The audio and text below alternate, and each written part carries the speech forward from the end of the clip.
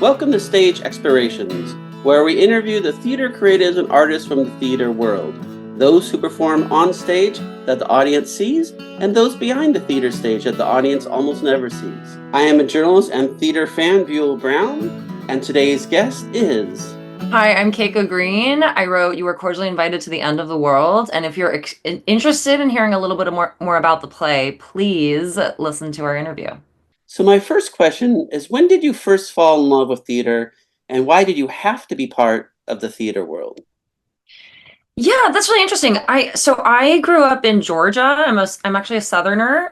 But my mom's from Japan, so I have this, you know, it's funny because Japan and the South seem so different, but also there's like a lot of similarities. We love iced tea and we love okra. And I always think that that's a kind of like a silly connection that we have. But growing up there, I actually went to a Japanese school until I was in fifth grade. So my preschool to fifth grade, I went to this private Japanese school in Atlanta just so I could learn the language, so my mom would have someone to talk to. My brothers didn't go there. So when I was making the switch from Japanese school to the public school down the street in fifth grade, my mom was worried that I would be too shy, so she made me take improv classes.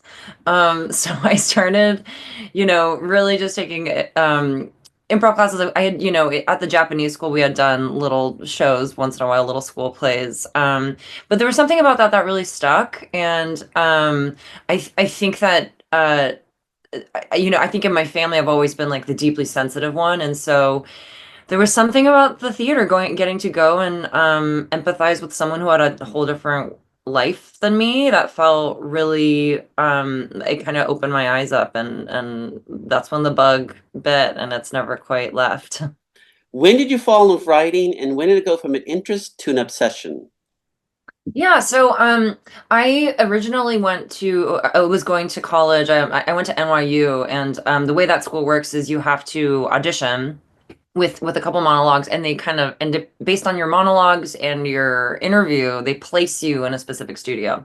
And I had brought in very obscure British writers. I mean, not obscure to us now, but for a high schooler in Georgia, doing a Sarah Kane monologue and a Philip Ridley monologue was quite strange, I think. And so they rightfully put me in the experimental theater wing, and which is where I got most of my schooling. And part of the experimental theater wing is creating your own work.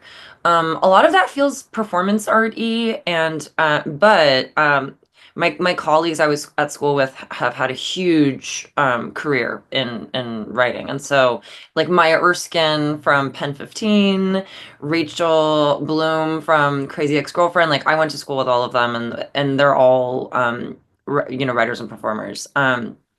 Yeah, and so there was so I really loved creating my own work, and then right out of college, after I was graduating, I just felt like everything I was being called in for felt really as an Asian American woman, it felt I was getting a lot of like slutty roles, a lot of like prostitutes. Even though when I was playing Shakespeare, it would be Bianca and Othello, who's a prostitute. So I just was feeling really like, oh, I learned all this stuff, and I learned how to do these amazing emotional things, these feats, and I didn't feel like the work I was getting to take part in felt equal to that. And so at first I thought I would write for myself, but as soon as I started writing, I realized how much I loved collaborating with other actors. And yeah, and so I think that the part that's never the reason why I became so obsessed with it is, as I haven't, the last show I acted in was probably a year and a half ago. I definitely think of myself more as a writer now. But I think what I love so much about writing is, as an actor, we build the world in rehearsals and tech, and then we open the show, and then we're still doing the show even after everyone else leaves. And that always kind of made me so sad, because my favorite part is the world building. And as a writer, I get to just live in the world building part always. And I think that's kind of what draws me in. To me, this is always an important question. The theater experience, why is it such a unique format, both for the audience and the actors? Yeah. Um, I think that people talk about the liveness of theater. I think for me, there's a big difference writing for theater versus writing for TV or film. I talk about this a lot actually, how TV and film is so action based. So all of our, when we're writing a script, it's kind of just like we're really beating out just the action beats, and so we go from this to this to this. When we write for theater, it's about the consequences to the actions. So we have a big action beat, but maybe the juiciest part of the scene is going to be the consequences and how people react to those actions. And I think that is something that does feel unique to theater. I mean, even though more playwrights are writing for TV, more than ever, it seems, there's still something about the theater that feels like we are allowing ourselves to sit in discomfort and sometimes dread, and just there's some, because it doesn't necessarily cut that quickly. We have to just I think it's actually really really important for audiences to remember that it's okay to be a little bit uncomfortable sometimes.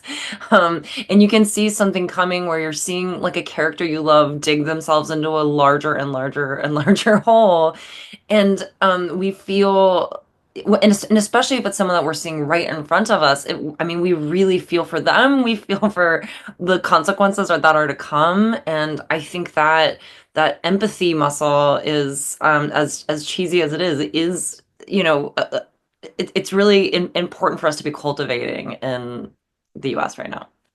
You also want to talk about how it's very, like, if you see your play today and then a week from now, it's not the same. It's always a little bit different.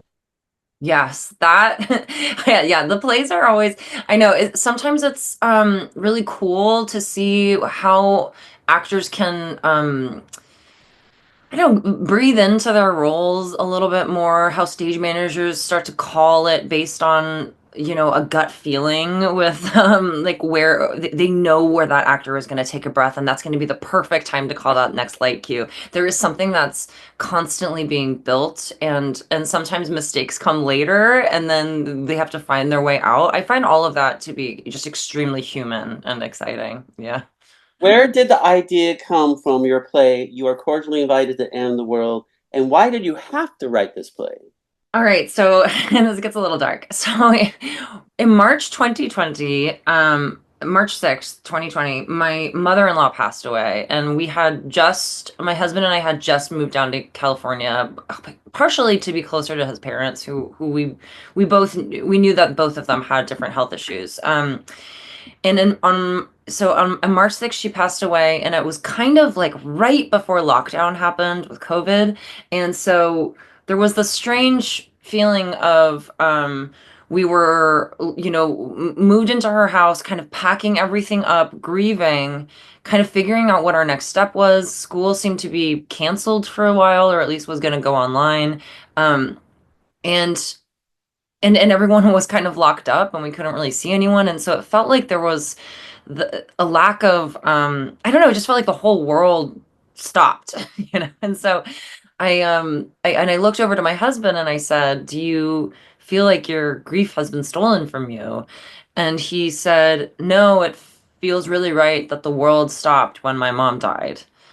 And that comment just kind of hit me like a ton of bricks. And 6 months later, my father-in-law passed away, and so it just felt like we were stuck in this, I don't know, this endless cycle of grief. And we had known so many people who were dealing with deaths that within the last couple, few years, and some of them were, like we talked about how we're having some really honest conversations about how when we talk about death, it always obviously is so sad.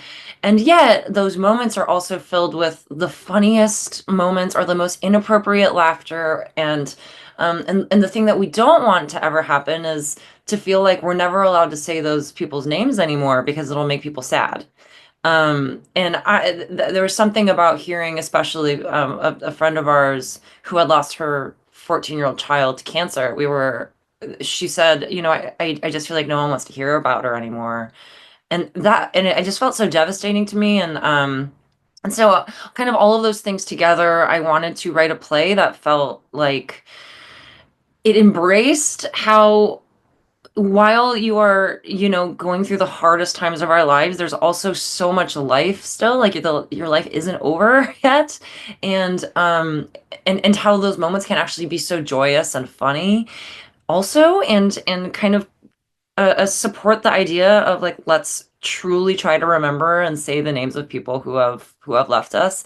And then the big climate change element came when as I was thinking about how could I theatricalize and literalize the idea that one person can be the whole world. That came out as a kind of experiment, and I wrote this one scene where we have this character at a party kind of coming out and saying, "I think I'm like the world." um, and I thought no one would understand that, or think they would just think it was really insane and weird. But instead, that kind of became the lynch point and moving the play forward, and that's how it got where it is.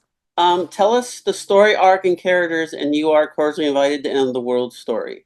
Okay, yeah. So, You're Cordially Invited to the End of the World is a six-actor show, and it basically follows this trio of a family. There's M, who is our MC, who's kind of leading us through the story, and then we have M's two parents, Greg and Viv. Greg, at the very, very beginning of the play, receives a terminal cancer diagnosis, and so we're kind of telling you right at the end, like there's probably going to be a death here.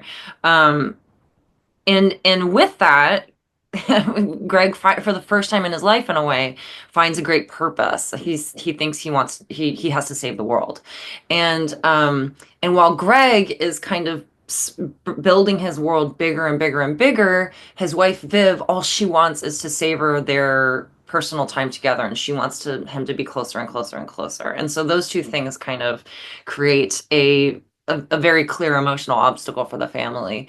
And in the meantime, we have these, as Greg is kind of getting further into treatment, and the play itself is quite fantastical.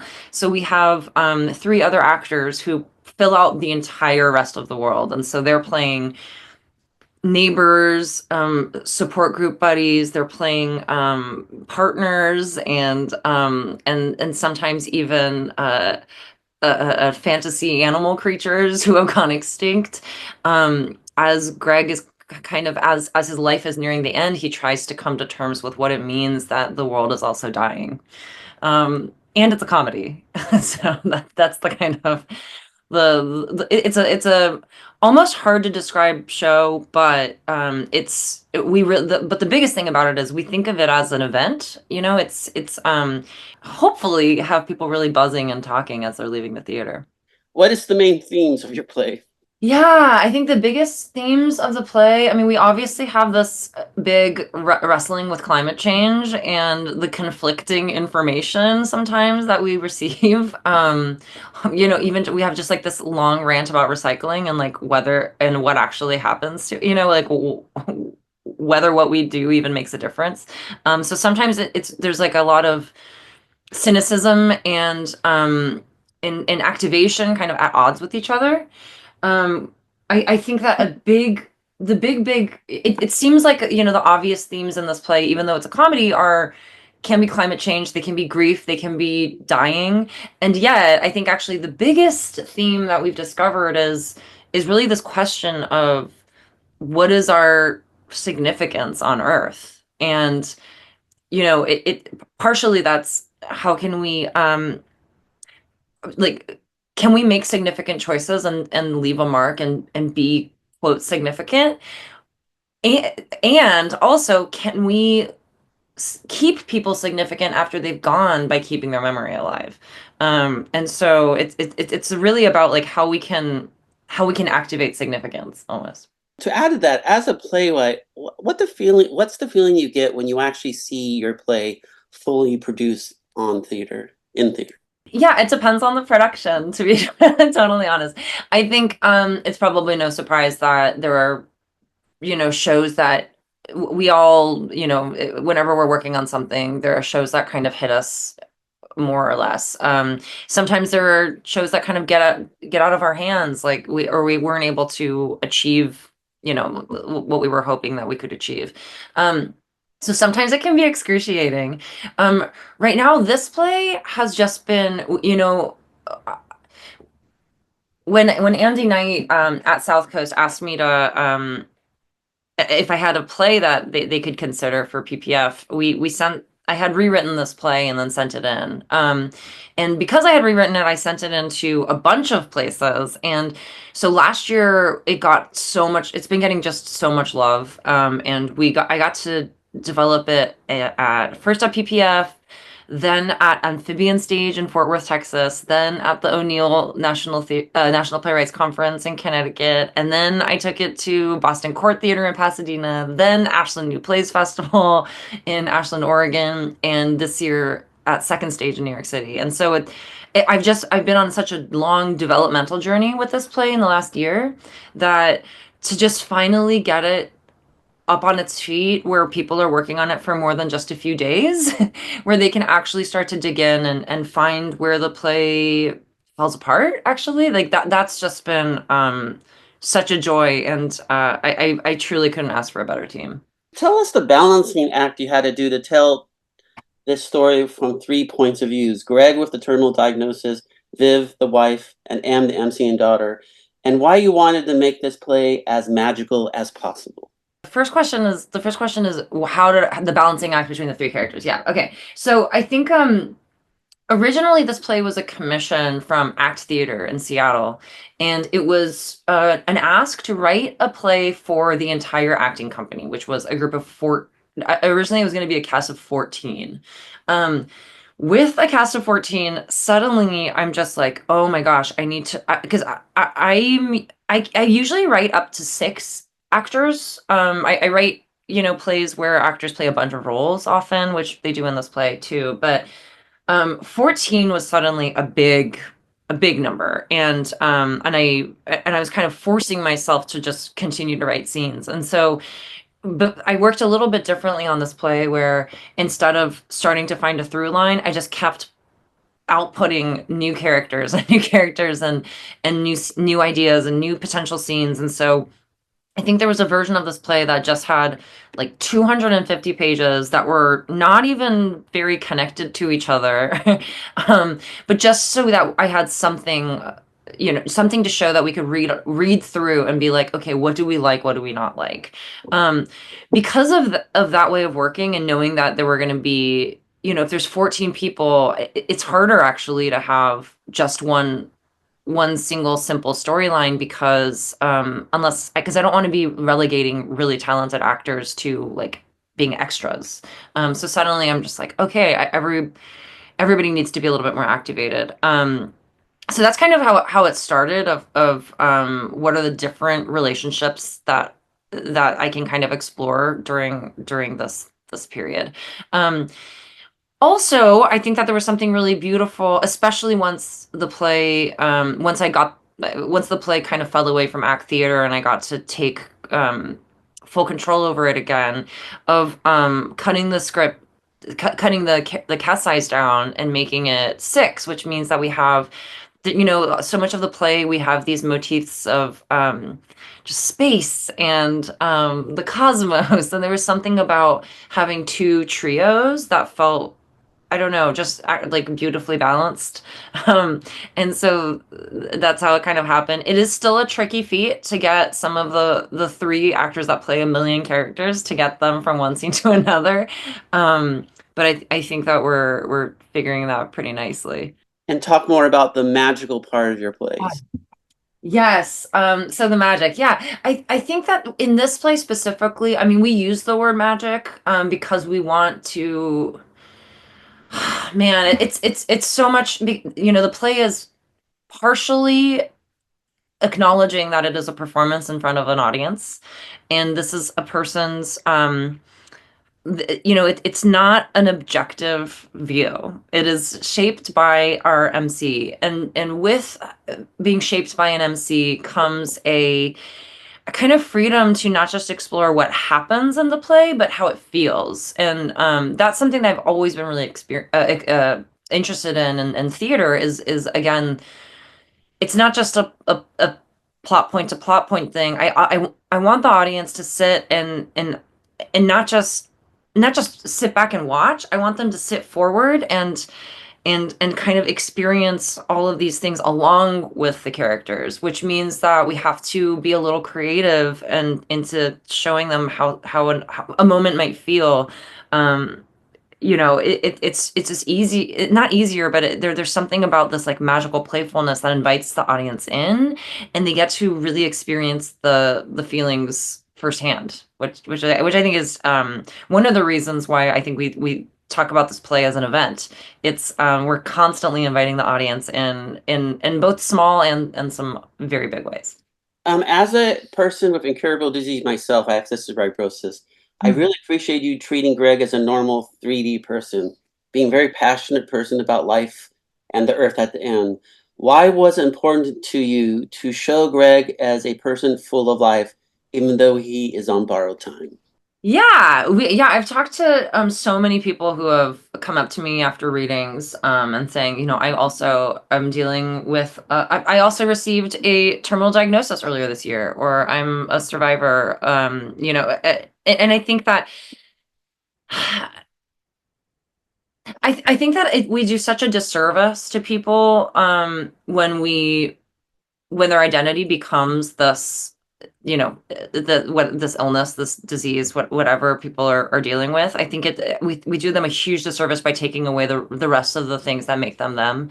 And something that something that I've always been really interested in is, when we go to a funeral and it feels like we are, sometimes we talk about, we say like, he was a father, he was a son, he was a brother, and those are all really great things, but they're all in relation to other people. And in a way, it feels like we stop thinking about all of those people that we loved as independent human beings on their own and all the things that made them unique. Instead, we start to just connect into their relationships to other people. And that's something that I don't know, has always seemed kind of like strange to me, but curious. And I also understand it because it's us that are left on the other side. But I really wanted to write a play that I don't know, that kind of acknowledged that we're not defined by those things, and we can have these, it's not over yet.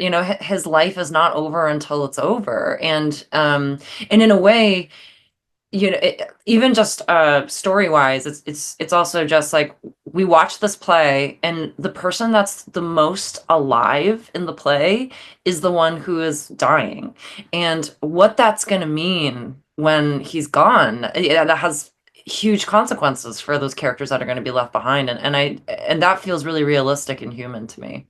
What do you want the audience to get out of your play? Yes, I want audiences to, I don't know, I want them to, of course, remember the people that are important to them. I want them to feel significant. I want them to pay a little bit more attention about what's happening to the world around us. I want people to also feel really, we have a character in this play that's non-binary. And we have characters that misgender them, and it's never those people are not villains in our play. They are making a mistake, and they are stumbling, and they're trying their best. And what I'm so proud of in the play is that there's no antagonist. Everyone's a good person and trying their best, and it's just an unfortunate situation, and it's a really difficult situation. And so I really want people to come and know that they're not going to be judged. We're just kind of inviting everyone in to experience. You're going to relate to somebody in the play. I mean, that just by nature of it being kind of having every kind of human. So I really hope people walk away feeling like, oh, that was a play that really spoke to me. I really felt a connection to XYZ character. I laughed so much that my stomach hurt, and I can't believe that I'm leaving with a sense of, ah, yes, the world is vast and beautiful. And the most important question, why must viewers in the theater community attend the production of You Are Cordially Invited to the End of the World? This play is truly nothing like you've ever seen before. A part of the reason why it's been getting so much love, I was just in New York actually because it was a finalist for a big playwriting prize in the city. I was there just like a week and a half ago.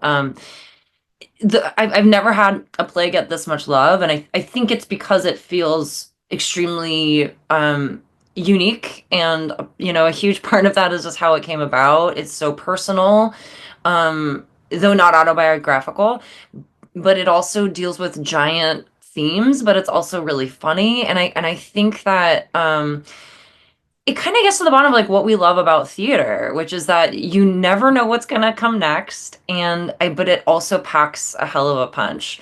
And the yeah, I truly think the director Zi and I, we've been developing this play now all over the country pretty much, because we were together for a lot of those workshops last year, and there I don't think I've ever gone into a rehearsal process with such a united front with a director of like, oh well, we are exactly on the same page. We have a lot of work to do, but it's gonna really be worth it. And the design is, I'm just absolutely flabbergasted. It's just gonna be a really, really cool show. Adding on that, as you mentioned magic, and I truly thought your play was a magical play. What magic do you want the viewers to take home from your play? Hmm. I think the biggest magic trick I think we talk about is that you can keep people alive in some way forever. Um, and that I think you are significant.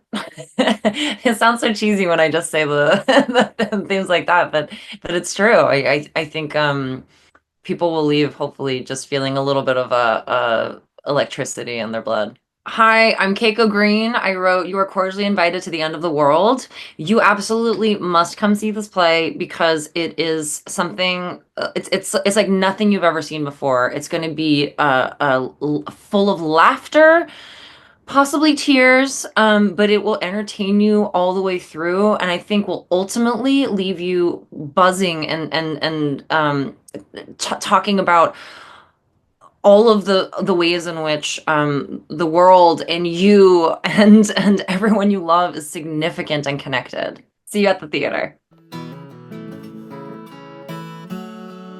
Thank you for listening or watching this podcast episode of Stage Explorations. To learn more about the theater creative and more theater creatives and artists on Stage Explorations, go to www.stageexplorations.com. Once again, that is www.stageexplorations.com. There is no space between stage and explorations. You may find more videos, podcasts, and information about this theater creative and other theater creatives and artists on Stage Explorations YouTube channel. Looking forward to seeing you in the theater.